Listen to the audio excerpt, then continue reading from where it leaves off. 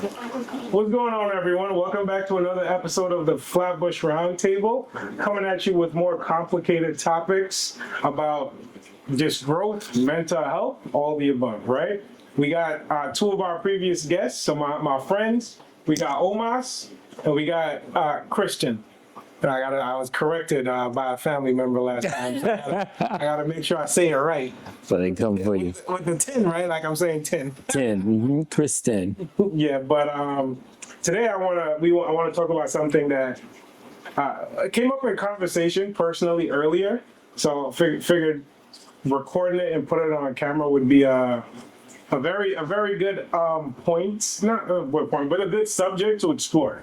That's the words I'm looking for. Mm-hmm. So that topic is, we always highlight how being raised or having our fathers in our lives or not in our lives have affected us in a multitude of different ways. But today we want to talk about mothers. You know, mothers have been under the spotlight for a while now. A lot of them are seen as, you know, more positive, even whether they're struggling. But the whole strong, independent woman's trope, which, you know, I want to say is a title well earned, but we want to talk about like other factors and how it's affected us, not just positively, but also negatively, how it's shaped our growth, how it's shaped our personality, and how we react to certain things, right? So I wanted to explore that today. You guys have anything you want to say before we get too deep? I love you, Mom. I love you, Mom. I love you, Mom. I just want to. I just don't let him put that disclaimer out there before You are loved, you are seen, you are appreciated. before we may be talking, you know, about some of the not so glamorous stuff about motherhood. Yeah. I think maybe I asked the question, getting older, what are some of the things, I guess, I don't want to say character flaws, but some of the things that you realize are like shortcomings of your mother that might have affected you? My mom is a very proud person. So she's not very malleable, so she's kind of set in her ways. She's set in her ways. And as you're a kid and a young adult, you don't really see it, but as you get older, you get the gray hairs. It's like some of the things that she is like, you know how your mom may say something as you're young and you don't get it, then like randomly as an adult, it just like hits you like a pile of bricks. Absolutely. So it's kind of one of those things where you're like kind of seeing your mother not as your mom, but as a human being. And you start seeing like, oh, she wasn't good at this. It's not like, Right. you know, you're throwing her under the bus, but it's like you're seeing like she isn't perfect. And I think some of those things definitely carry on. Like you definitely get traits or habits that from your parents, because those are for most people, the prime examples in their lives. Right. So I know for me, like just random, like when I used to live with my parents, I lived in the basement. My mom was the only person who I couldn't hear coming down the basement. She had like 100 feet. Like, so she just pop up when she wanted to pop up. And it's like, I noticed it because at work, when I go to like people's cubicles and stations, it's like they don't hear me coming. Right. And I like tap them on the shoulder. And they just like, see. So it's like one of those things, like you notice. Your mom made you a ninja? Right. A little bit.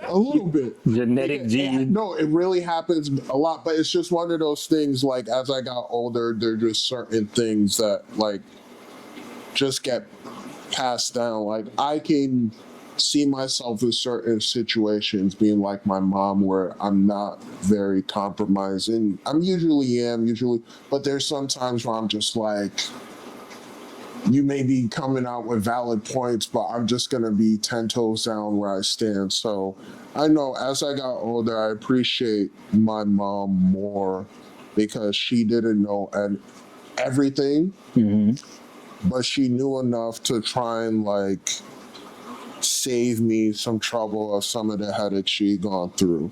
And, you know, we kind of discussed that last time I was here, Chris, how like your parents try to guide you from a place of experience. They're not trying to, most parents are trying to guide you from a place of experience, not like of projection. So if they've gone through these things, they're going to tell you, hey, this is what I've gone through, so you can learn from it.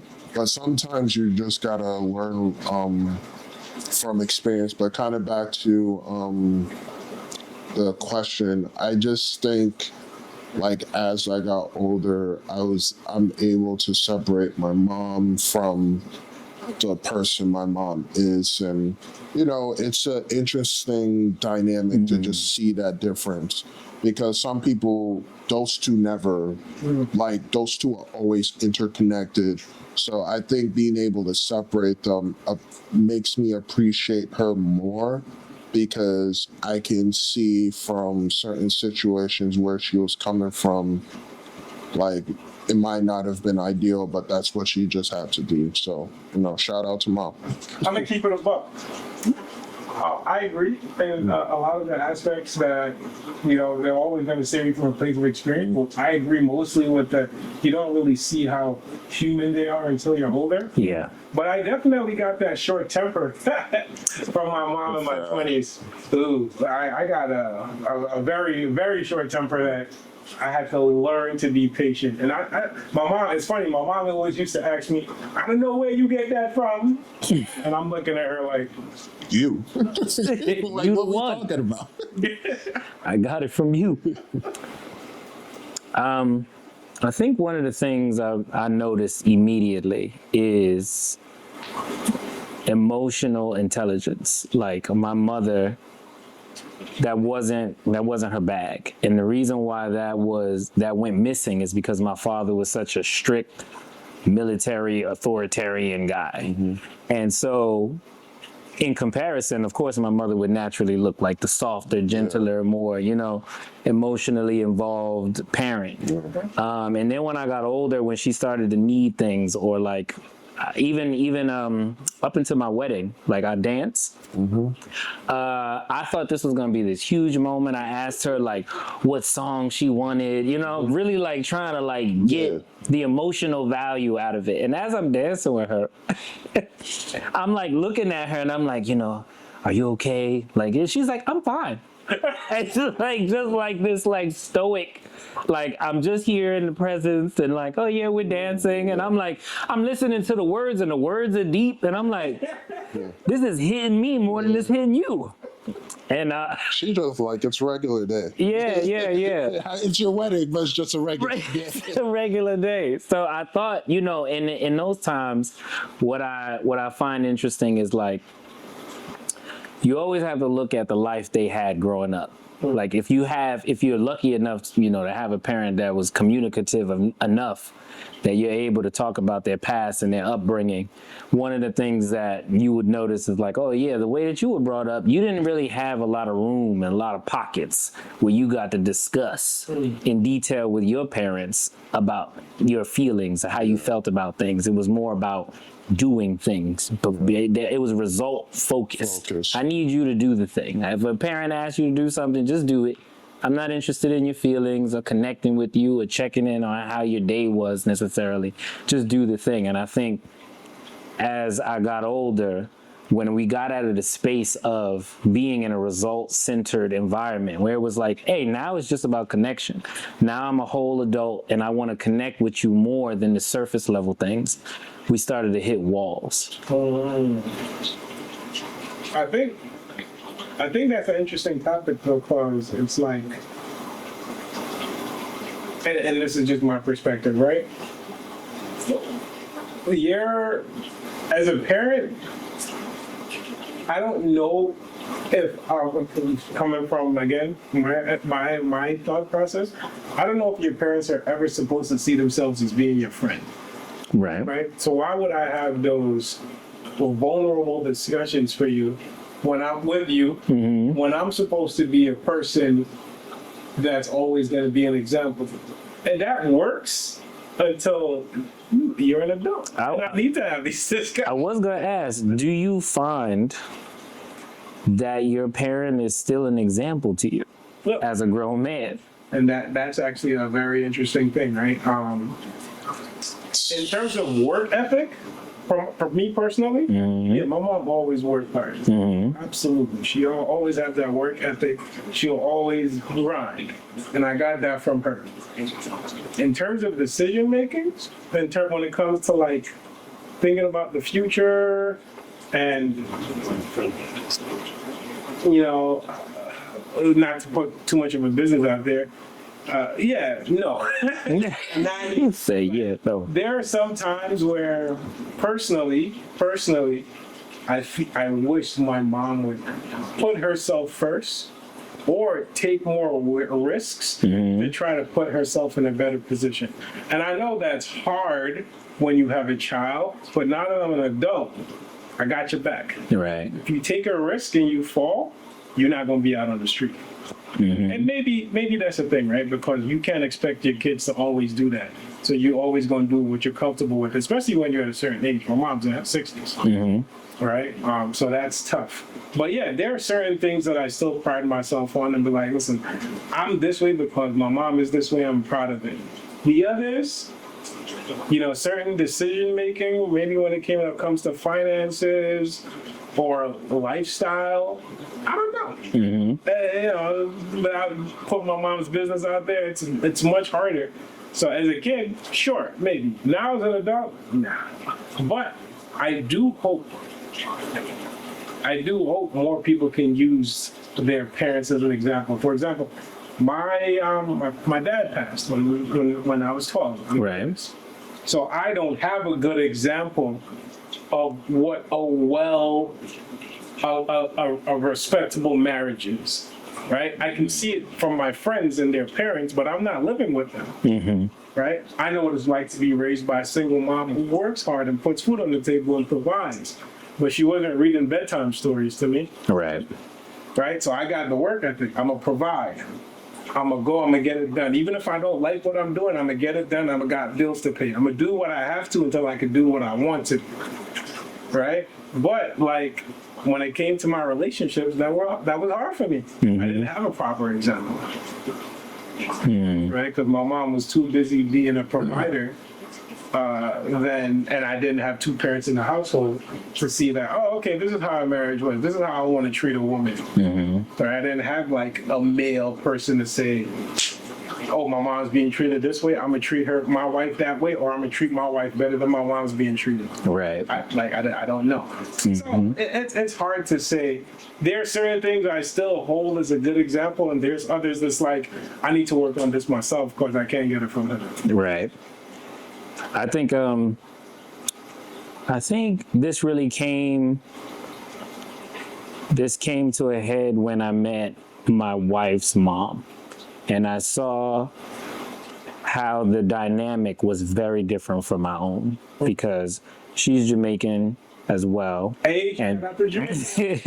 and she definitely like has a totally different relationship with her mom. Yeah. In terms of communication, where you can see that her mom is actively trying to learn new things for the sake of their relationship. Because when I say like with my mom we hit walls, I'm like, there are things like life is more than just obeying, you know what I'm saying? Like just instruction. Yeah. And there is a whole person in there. You have a relationship with your friends, and I'm not looking for friendship. I'm looking for more depth, more of the human being, more of the, as I think about like kids in my future, I'm like, okay, well, what do I tell them about their grandparent when I don't know emotionally What kind of person they are. exactly? But I think that takes being a friend. And it sucks to say, I don't think you can learn about a person's personality without trying to be their friend, right? It's just like being in a relationship, right? Your wife is also your friend, but a wife and a friend are two very different things, right? So it's the same thing. I know my mom as a mom, but I want to know her as a person, and I think that means you have to be friends with them, I think.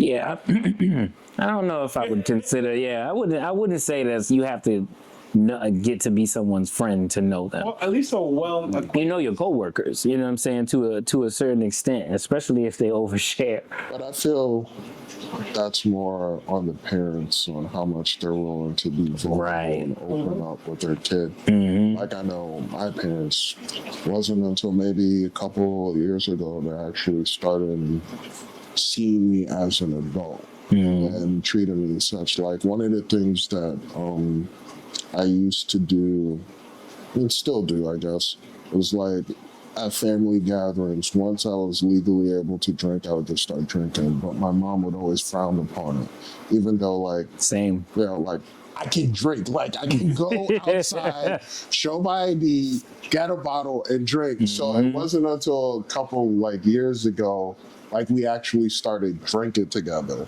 And, you know, she, like, you know, they're saying, like, once somebody has a little alcohol in their system, like, they're going to just say the truth. Like, my mom is a very charismatic woman and opens up and jokes around a lot when she has a little alcohol in her system. Like, she's not, like, I guess she is strict, but she's not, like, super strict now compared to, like, when I was living under their roots. But Right. it's just, as you get older, I think some of those laws you're talking about break down because of just age and like, I guess my parents, they're in their 70s, so.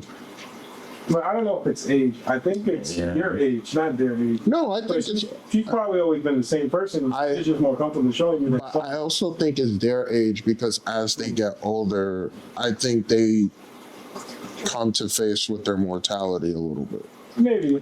I only say that I think it's your age because my mom has had the same friend since I was a baby. And to them, she's always been the same. To me, she's always been different. I'm 10 years old, my 5-year-old me has a different mom than 10-year-old me, than 15-year-old me, than 20-year-old me, right? And now 30-something-year-old me.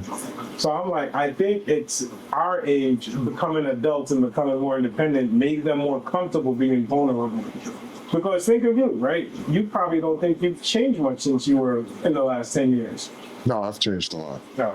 I'm a completely different person from almost now to almost 10 years ago. Like, I think some parts of me has changed. I think I'm definitely more patient, but I think I'm like still the same in a lot of regards. like I think the core of the person can stay the same, but you can change. Like the reason I say, I think as they get older, because it's like they're doing.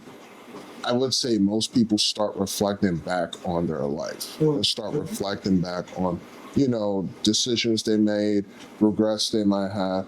So I think as you get older, and I think it's kind of, I think they're parallel. As the child gets older and as the parent gets older, you know, I feel like, from my perspective, if I had a kid and, you know, as I got older and once they get to a certain age to understand real world decisions and how you came about to come into a decision to do this, that, and the third, it's a lot easier to explain those decisions and have those discussions. Right. But I also think as I would like to have that kind of relationship with my child when they become an adult, to see me as an adult and I respect them as an adult and have that kind of relationship. Not necessarily like you can have the father-son, father-daughter dynamic too, but just as a human being to human being, I think that, like, I love the relationship I have with my mom now compared to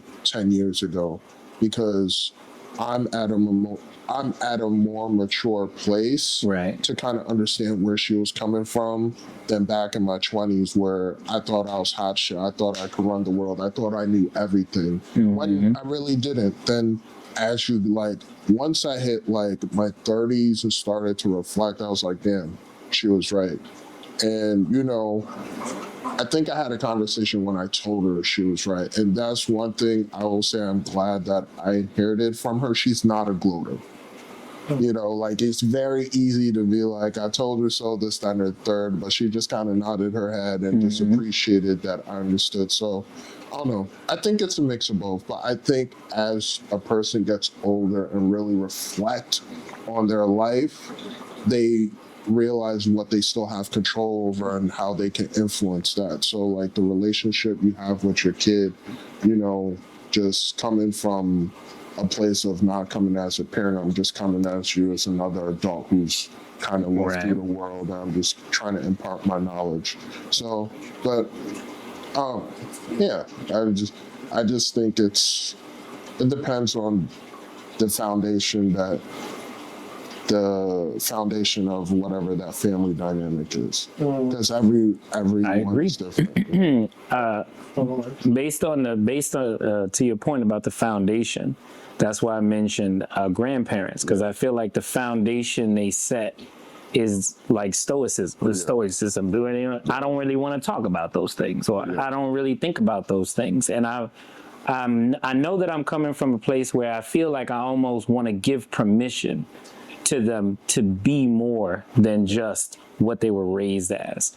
And that's a very difficult place to navigate, because sometimes I'm not sure that they have given themselves that. Yeah. I don't know if they know how to, or if that's even something they can be equipped with. Right. Because the world is a very different place now to how it was back then. So I try to keep that in the back of my mind, and it's like I usually like I have like my old man on the porch rants, like where I'm like just talking about how the world has changed, and I just feel like, what are we doing? But it's like I have to keep in the back of my head that how I'm looking at the world is going to be completely different from somebody who's looking at the world, because this is all they know. Versus like, I know this is what you know versus what's in the past. So I think for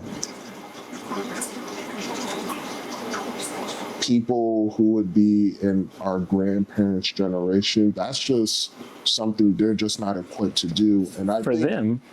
I also think I've mentally accepted that to a point where it's just like, I'm not gonna push something if it's something that you're just not equipped to do. Like, I guess the best way to kind of describe it is you gotta meet them where they're at. In a sense, like,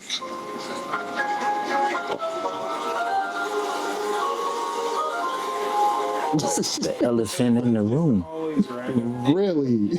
I never know what time it goes off. There, a whole hour would pass by, and then it doesn't go off. And Low key, I was like, wait, is that somebody's cell phone? What's going on? Like, nah, I'm not. later, it just goes off. Like I thought it went off at 7 p.m. Clearly, I was wrong. It goes off at 3, and then it opens up, and now it's closing. And I'm just like I haven't heard it since 7 a.m. this morning. Fair enough.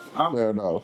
But I think because of just the environment and the world they grew up in, that's not a tool that was accessible to them. And it's kind of like the adage, like you can't teach an old dog new tricks. Like that's a new tool they would just have to spend time learning. And at that point of your life, you're like, nah, I'm good. Like, My parents aren't that old, to be honest. Yeah. And no, but I was talking about like Of course. grandparents. Of course. Yeah. Like, As far as grandparents, yeah. I understand that more, because it's a lot to play catch up with. Yeah. But the way that I've always seen, especially in the generation that we grew up in, I feel extremely privileged that we got introduced to both the internet and outside. You know what I'm saying? So you had a great nerve, because I think I was talking to Naomi. I was like random thought, but I've literally seen the evolution of technology. Of course. In a crazy span. And how has your world opened up? Remember when they just introduced the USB into schools? You can save all your work on Right. So with that being said, USB. Sorry. With that being said, I think about how you always hear the generation, this age-old adage where it's like, oh yeah, I just forgot it. Back in my day. Yeah, back in my day. But you're still here. Yeah. Your day is still right now. And I'm like, use your kids as that lens, especially when you have kids who, because like in my 20s, I wasn't in this space where it was all like I thought I knew everything. In fact, I was in a place of more service than anything else because of the church program that I was a part of. I had done a significant amount of traveling. I had been to India, I had been to Ghana, I had been to Puerto Rico, just on missions, just serving, just become, So it allowed me to not view myself as the focal point of all knowledge and of all things.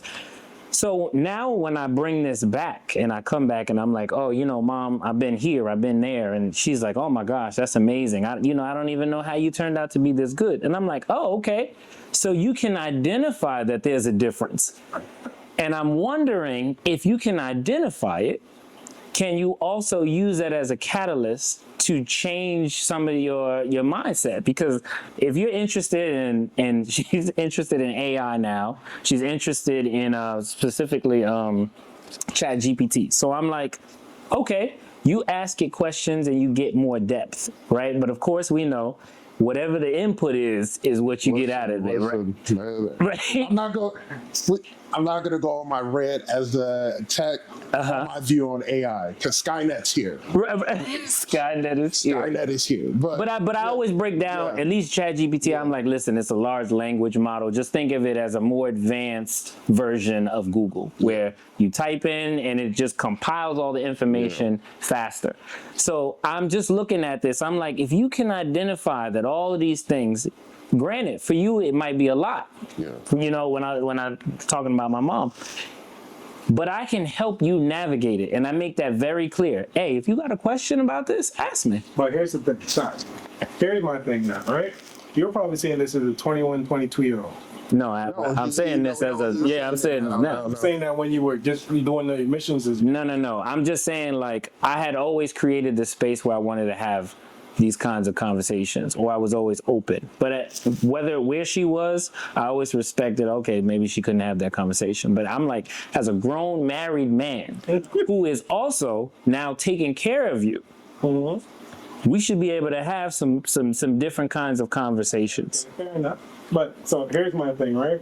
There's a question for today, for parents of today. Do you think, because I see a lot of people how they raise their kids, do you think it's more important for people to lessen that boundary between parent and child and try to create more of an understanding relationship? And here's why I say that, right?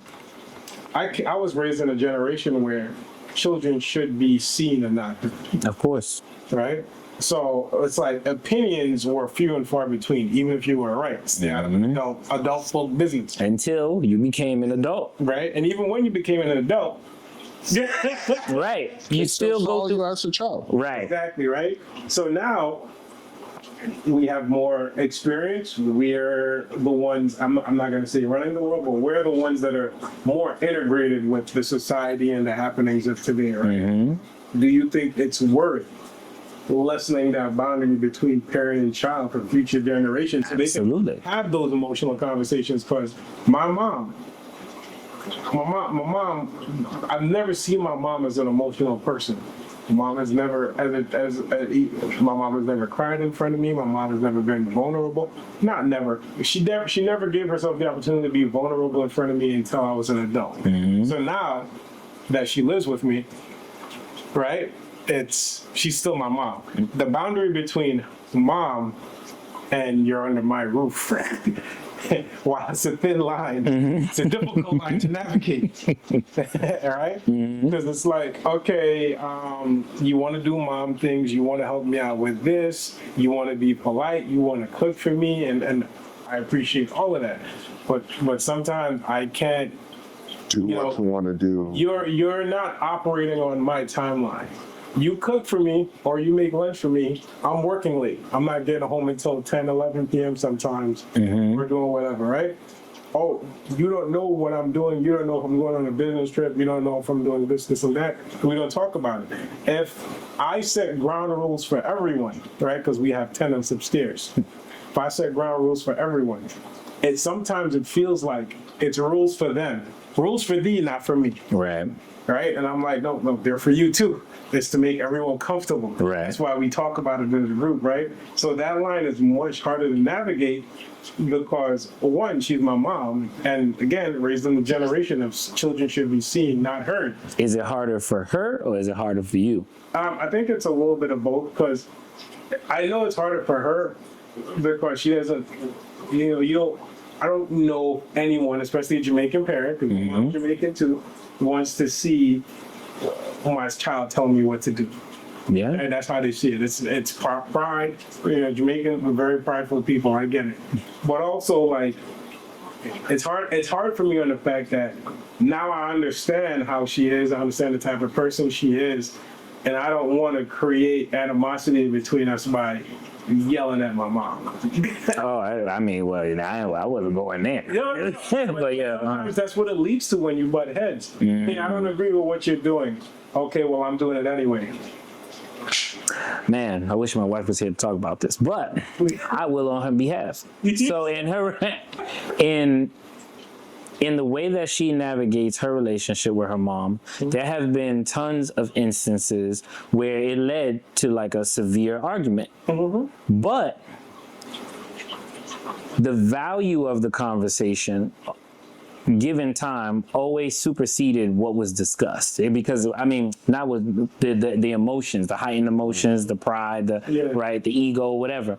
And she'll come back and she'll be like, it's really hard to hear it from you, but I do value what you said, because what you said is true. Do you just die in the era that you were born in, even though your era is still happening, and not learn from what you can learn from? Do you limit the connection? Because the reason why I love our generation so much is because I can almost answer on our behalf about the kind of parent that you would be because of the positions that you've been in. And you're like, okay, well, I'm not going to stop learning. Like, it seems ridiculous to us. If I say, oh yeah, there's a period of time where I just don't want to learn nothing no more. Yeah. It's like, what? But you know what? You know why? I understand that mentality. Everyone has a tipping point where they're just comfortable and they stay stagnant. And the reason I say that is because I work in a corporate world where I'm the type of person, I want to be a CFO, CEO, I want to own my own business and all that stuff one day, right? And sometimes you can't always own your own business, you got to take one over. But I see plenty of people, this is where I'm going with this, that, hey, I'm at this position, I don't need any more promotions. I'm going to stay here until I retire. And I feel like seeing that happen so often in the corporate world over my last 15 years, I feel like that's how some adults are. I'm going to do this for the rest of my life. I'm going to retire. That's how I'm going to spend my golden years. I think it's learned, though, because all the generations that preceded them all had that same mentality, because the scope of their world was that small. Yeah.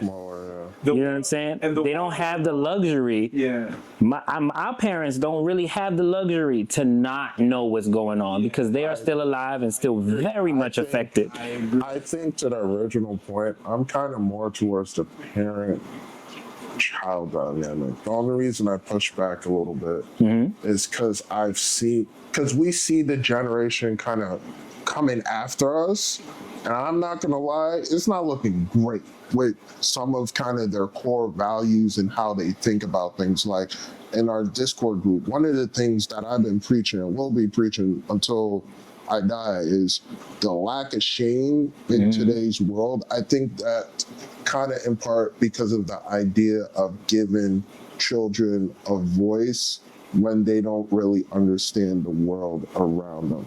So like, Totally. I think it can be kind of a misguided, You just hit the word I was going to kind of misguided way of just letting, I think hearing your child is important and empowering them, but they also, I feel like doing that, they also have to be knowledgeable of what they're saying. And as a child, you're a blank canvas. The world is painting you with these experiences. So I think that's what my mom did good.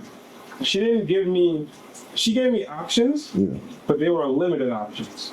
So I felt like I had choices, but I couldn't go out and do whatever I want. And I think the problem is like with that dynamic, like if you said, would you want to raise your child in a parent-child dynamic, or do you want to give your child a voice? I'm more like 60-40.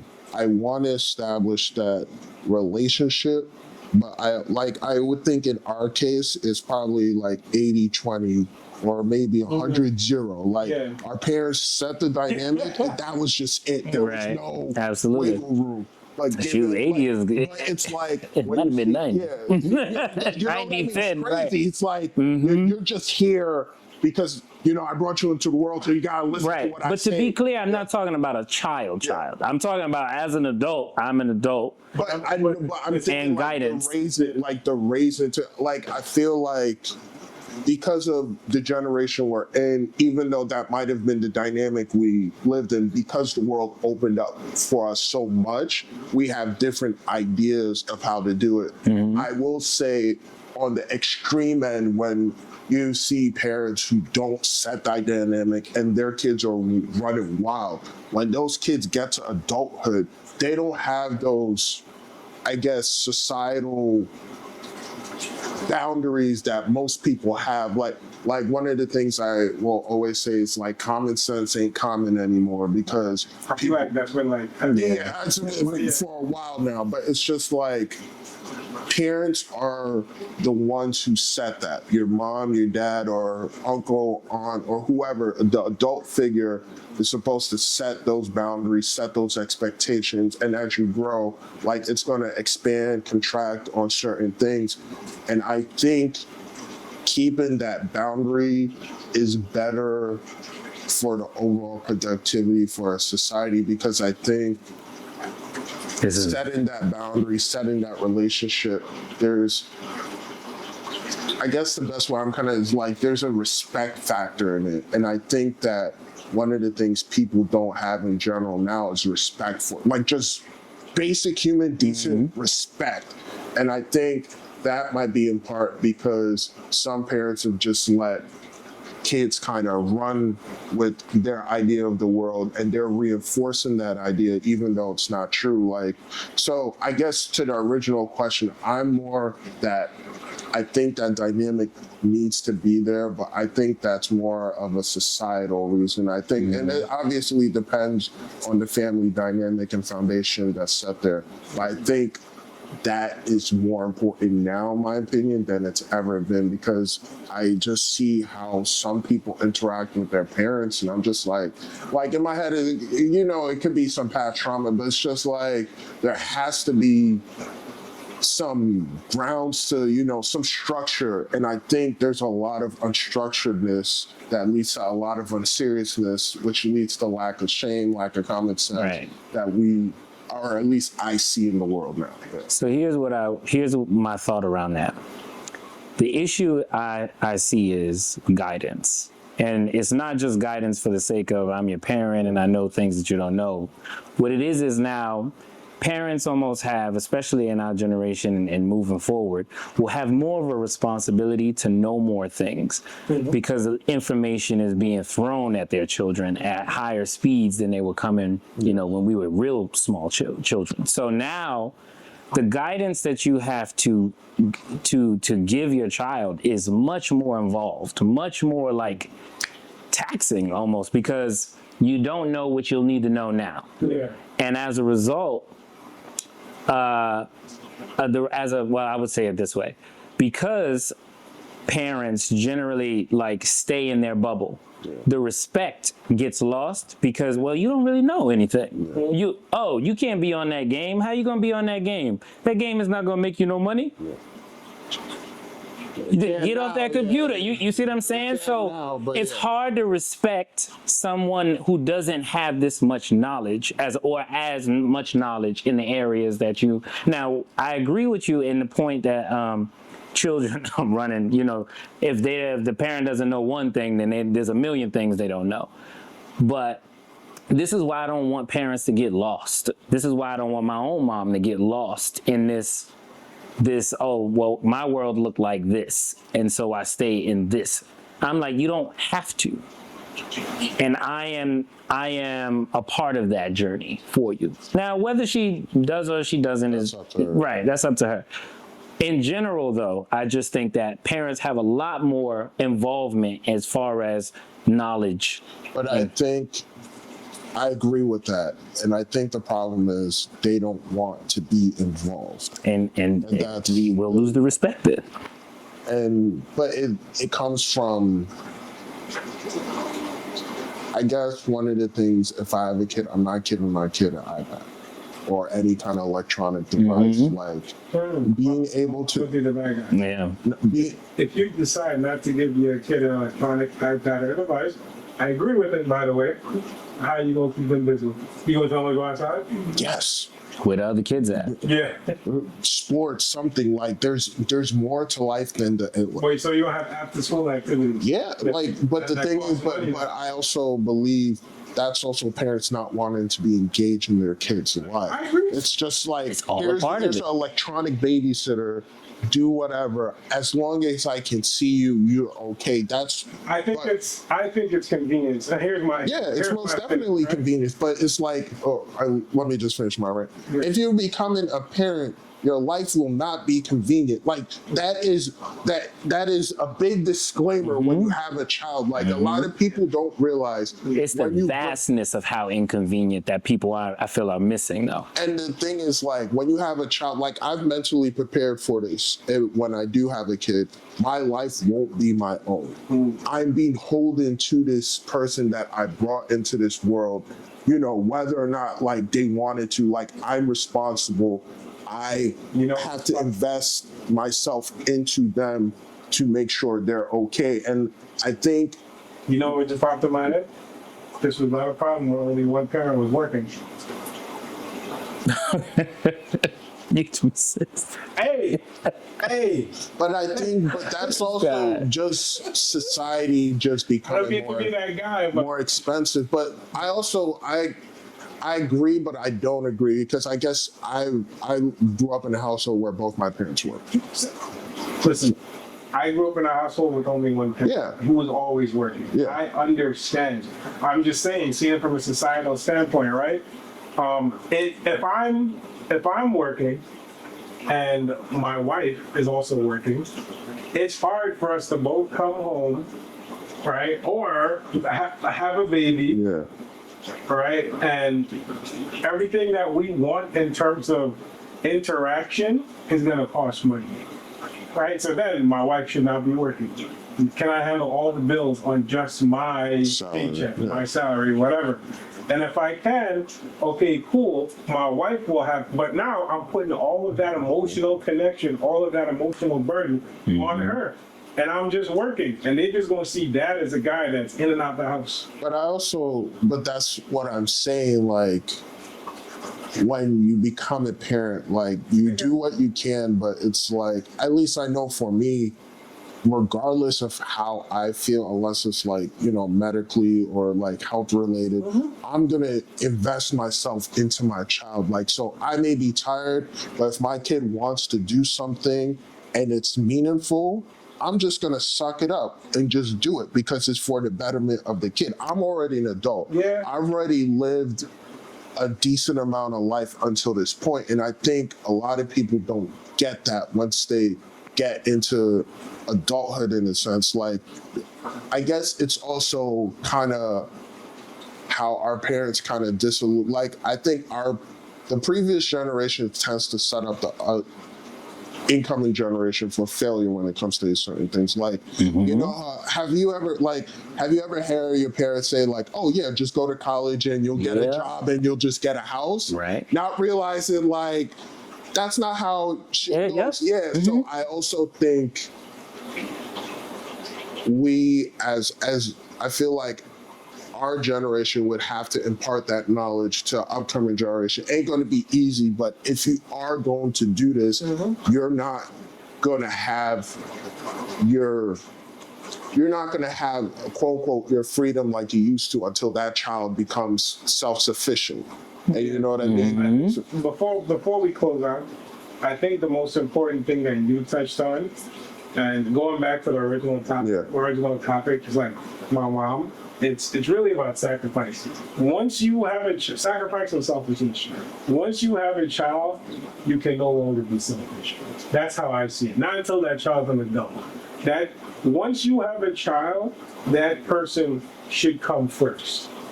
Right? Unfortunately, it should be. It's not unfortunate. It's just No, natural. Yeah, for the you're losing. Other people's mindset. Yeah. Right. Yes. It's still difficult for them to grasp it. Right? Yeah. Because I've seen it. I've seen it in real life. I've seen it online. Yeah. I have a child. My life should be better. Right? I'm struggling, or I'm a single parent. Things are hard for me. I've seen it. I've been seeing it since I was in college, since I was in high school. I mean, And I'm not trying to call anyone out. Yeah. A lot of it is a combination of poor decision making, bad circumstances, not buying off more than you can chew quite often. You could have planned, and plan just went straight to trash.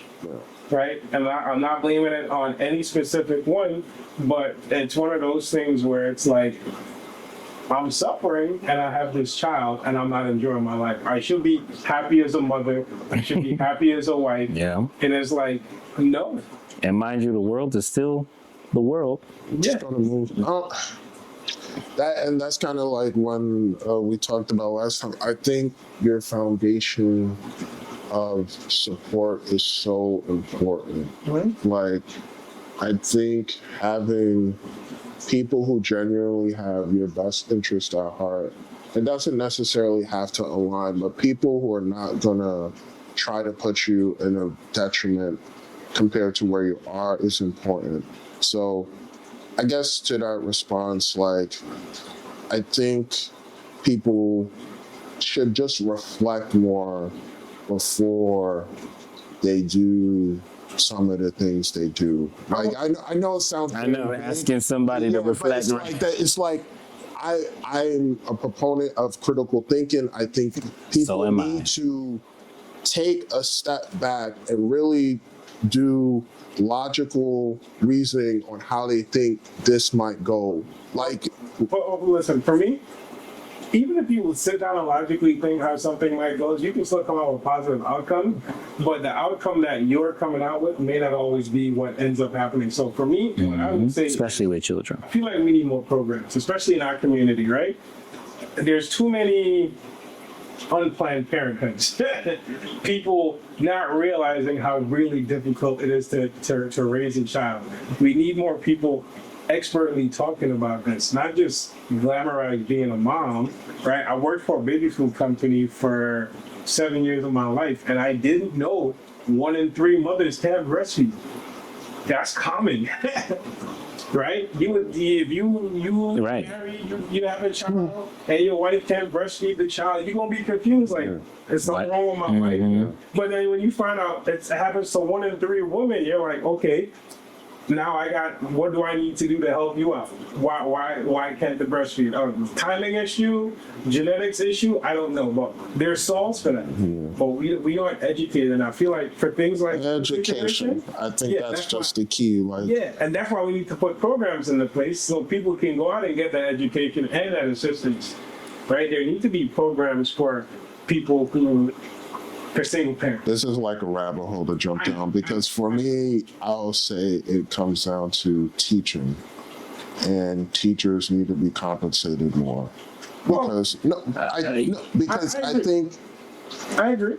Realistically, there are the teachers who will put the 150% into a profession and make the children grown up understand the value of education, and they become better proponents to society. But I also think it's crazy to expect that the way teachers get paid, that they're going to put that effort in. Like, most people with most jobs, if you feel you're not being valued, you're going to leave. And I think for 90% of teachers in this country that are getting underpaid for the value that they have for society, like, that's just being overlooked. Like, I wholeheartedly believe if teachers got maybe a 50% pay boost, then they're one of the top, or like mid-tier to top earning professions in America.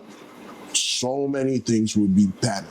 I mean, what do you expect the teachers to teach though? Because I don't see how they're teaching emotional intelligence. So we'll save that for the next. Yeah. Okay, fair enough. Yeah, Fair enough. Well, Because yeah, there are certain things that it's debatable, but yeah, let's save that for the next topic. But yeah, no, to close out, personally, I just think that there should be more programs to help educate people, whether it's just single parents or both parents who are unable to be in the household and educate their child better, right? We have too much children right now that, and we're seeing it. We're seeing it in the young individuals coming into the workforce that are having mental breakdowns, quitting the job within 2 months, right? Because they can afford to go back to their homes and just complain about the world. Too many people think they know better and are just not doing better. But we got a little not too off topic, but you know, hopefully I didn't say anything bad about my mom while we were at it. like I said, I love you, Mom. Just want to reiterate that disclaimer. Yeah, it's a lot. It's a lot seeing the world that they live in. Part of me wish I grew up in the world that they grew in, because I'm looking at it financially and I'm like, damn, it was a little easier. But I'm also grateful for taking the time to learn more about myself as an adult in the current world that we live in. 'Cause if I was raised in the world she lived in, I probably wouldn't have even thought about that or explored that. I'm very happy. Learning Well, about myself has helped to better a lot of my relationships, and it's also helped me better the relationship with her, because I had to be the one. One of the things I've learned is I have to be the one to sit her down and talk to her. Right. Likewise. And it's yielded some positive and surprising outcomes. Yes. Anything before we let out? Love you, Mom. That's it. African stuff. All right, guys. Thanks for joining us. Look out for the next video. And yeah, thanks for watching. Peace.